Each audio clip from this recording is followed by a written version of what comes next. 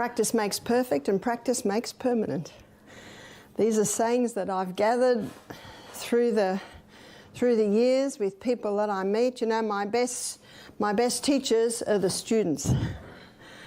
In fact, I came to the conclusion that the best way to learn is to teach.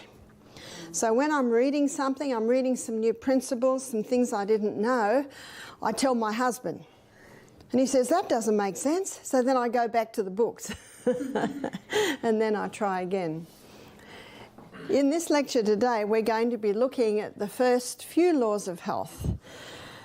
In the little book, Ministry of Healing, page 127, Ellen White says, pure air, sunshine, abstemishness or temperance, rest, exercise, proper diet, use of water, trust in divine power. These are the true remedies. So let's look at those true remedies. And the first one we're going to have a look at is pure air.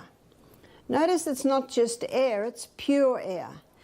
And here at Living Springs, I think you'll agree that we specialise in pure air, the best of air. There are so many beautiful evergreen trees around there, and I think you realise those evergreen trees are giving off oxygen, and that's what oxygen contains for it to be so essential for our life, is oxygen.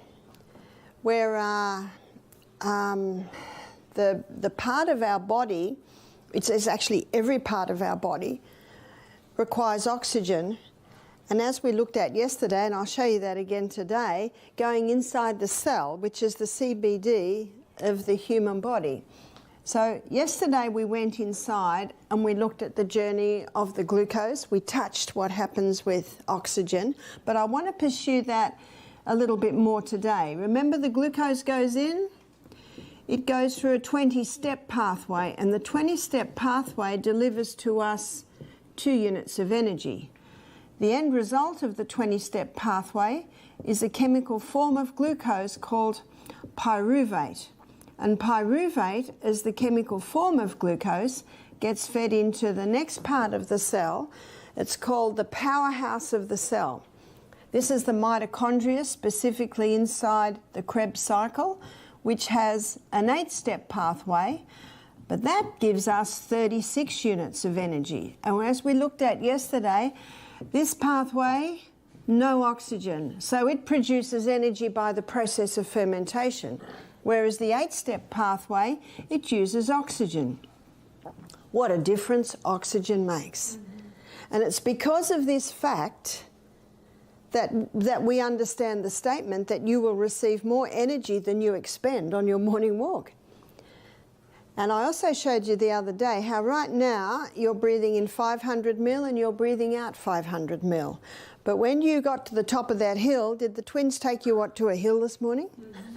When you got to the top of the hill and you're starting to breathe like this, you're breathing in 3,600 mil of air and you're breathing out 3,600 mil, basically, of waste. Because the combustion of oxygen and glucose at the cellular level gives off carbon dioxide, and that is another gas. So when we breathe in, there are little tiny alveoli. They're like little sacs at the end of each bronchiole in our lungs. And over, I'll magnify it for you, over that little alveoli is a network of capillaries. They're your blood capillaries. So when we breathe in, the oxygen's coming in here, the oxygen goes into the little alveoli, the blood drops the carbon dioxide and picks up the oxygen. It's quite a fascinating process.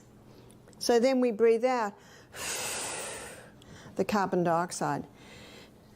Now, every few years we have to do the first aid course. I think no matter where you live, you have to do first aid courses. And we used to learn mouth-to-mouth resuscitation, yeah? Well, they don't do that anymore. And they don't do that anymore for a few reasons, because when you're breathing in, you are breathing a little bit of oxygen, but not a lot. You're actually breathing quite a bit of carbon dioxide. They recognise now that pumping the chest is more effective. So that's where it all happens. is right down there. So how many of these do we have? We've got about 300 million alveoli in our lungs, and that's where the gaseous exchange takes place.